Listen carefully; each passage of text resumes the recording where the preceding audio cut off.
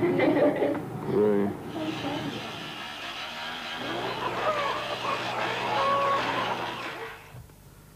This is vivisection. In Britain, 3.5 million animals every year are subjected to animal experiments. Many millions of animals are reared in conditions like these before being slaughtered to satisfy the demands of the meat trade.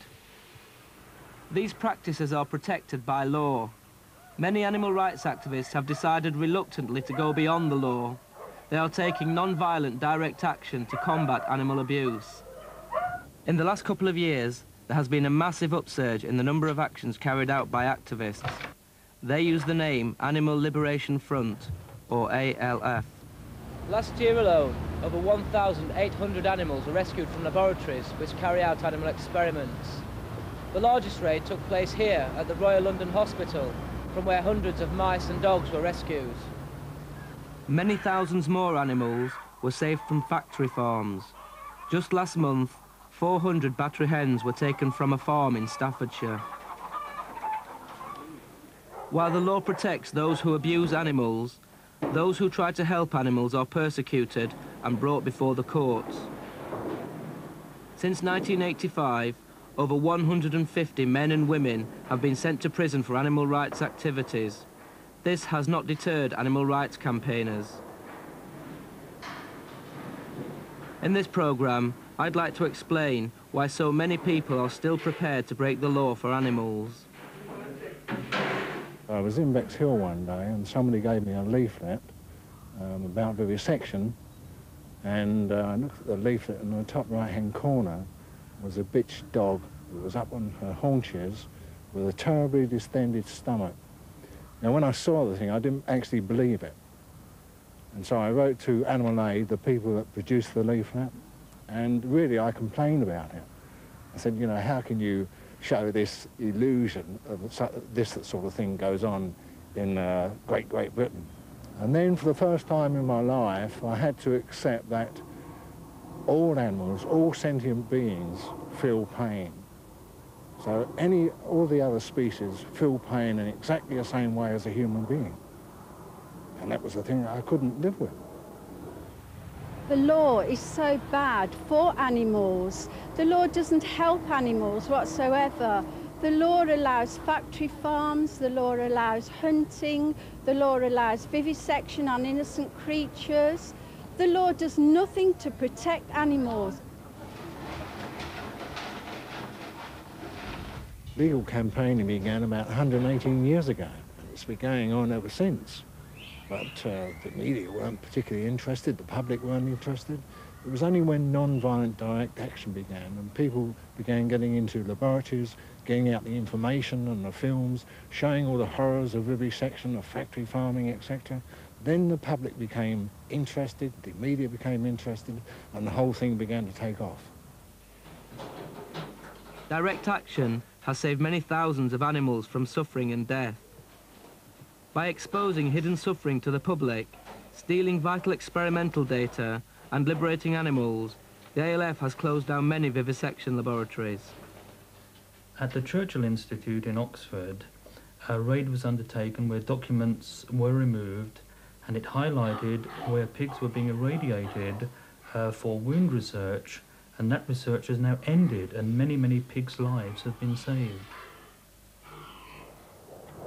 As with all raids organised by animal liberation groups, the rescued animals are always examined by sympathetic vets before being found permanent homes with sympathisers.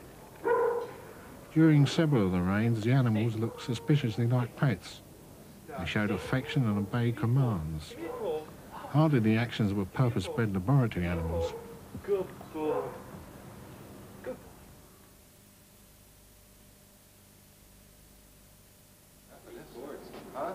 University of Pennsylvania.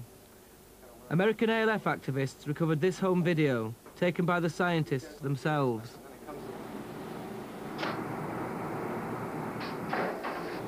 Say over here, say cheese. ALF groups are now active in most Western countries. You better hope the anti-vivisection people don't get a hold of this film. Boots, the chemist, uses many animals to test its products. Boots, torture beef. Last year, ALF activists raided Boots Laboratories in Nottingham and rescued 7 beagles. This has led to a nationwide boycott campaign. Boots refused to appear in this programme. However, Boots admit they do carry out experiments on live animals. Public opinion has changed drastically in favour of the views of animal liberationists. People are no longer prepared to believe the claims of drug companies that drugs have to be tested on animals. 48% of the public are now opposed to the use of animals to test medical drugs, with just 46% in favour. And 49% are against animals being used to test surgical procedures, with just 44% in favour. We all know that the side effects you get from pills, it's ridiculous. Animals have different metabolism from us. If penicillin had been tested on animals, we wouldn't have penicillin today because it reacts unfavourably on animals. It's also totally unnecessary, and the public are absolutely duped by these pharmaceutical companies. In a recent study of 500 doctors, 88% agreed that tests on animals are misleading because of fundamental anatomical and physiological differences. Further, 51% of doctors felt that patients would suffer fewer side effects if new drugs were not tested on animals. But isn't the most important consideration that we do not have the right to torture animals for any reason? As well as rescuing animals, ALF activists attempt to hit the profits of those who exploit animals. Recently, the ALF has increasingly used economic sabotage because of its success against the fur trade. Due to the campaign of animal rights activists, fox fur farms, so prevalent 10 years ago, now no longer exist in England and Wales. The fur industry campaign was one of attacking retail shops, of attacking department stores which sold fur coats in departments, and it was so successful that the Fur Trade Association themselves recognised it was the ALF campaign that stopped fur in this country. The campaign of economic sabotage targets the property of companies and individuals that exploit animals. Hardest hit has been the meat industry, with millions of pounds worth of damage caused every year. Hundreds of thousands of pounds worth of damage was caused to these meat trucks in Nottingham. Throughout the country, tens of thousands of butchers' windows are broken or damaged every year. Using catapults fired from moving cars, small groups of activists have been known to damage up to 50 windows in one night. This has caused insurance premiums to rocket, forcing many butchers out of the meat trade. We asked a London butcher for his opinion on the meat trade. Can't be cruel, because, I mean, that's the farmer's job, to breed them, to look after them and care for them. I mean, obviously it must be humane. I mean, I wouldn't expect the farmer to run around kicking and beating the animals and not actually feeding them. I mean, that's what I call cruel. I was involved in the meat industry for about 35 years on the retail side, and I had no conception of the factory farming. The way the meat industry is conducted today is absolutely horrendous for perfectly innocent animals. Factory farming, the slaughterhouses, the transport of them, every aspect of the farm animal involves cruelty and suffering. And it's absolutely disgusting to be allowed to go on. Whilst animal abuse is legal, those who try to prevent it are treated as criminals. But what about allegations that animal rights activists have used violence against people? I believe the animal abusers have tried to discredit the ALF by violent actions.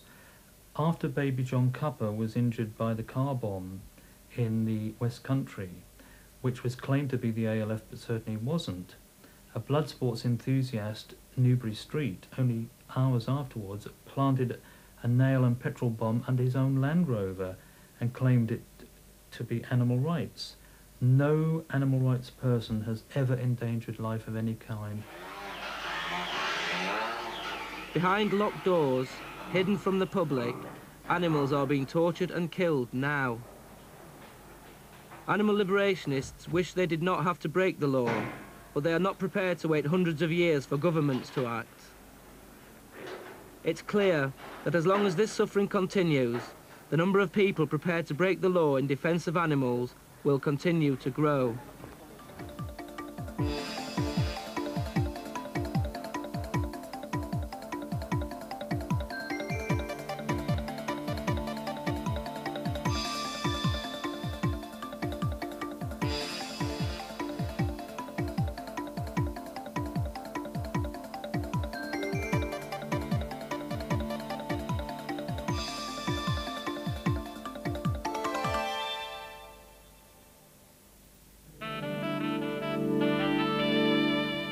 And now it's over to you.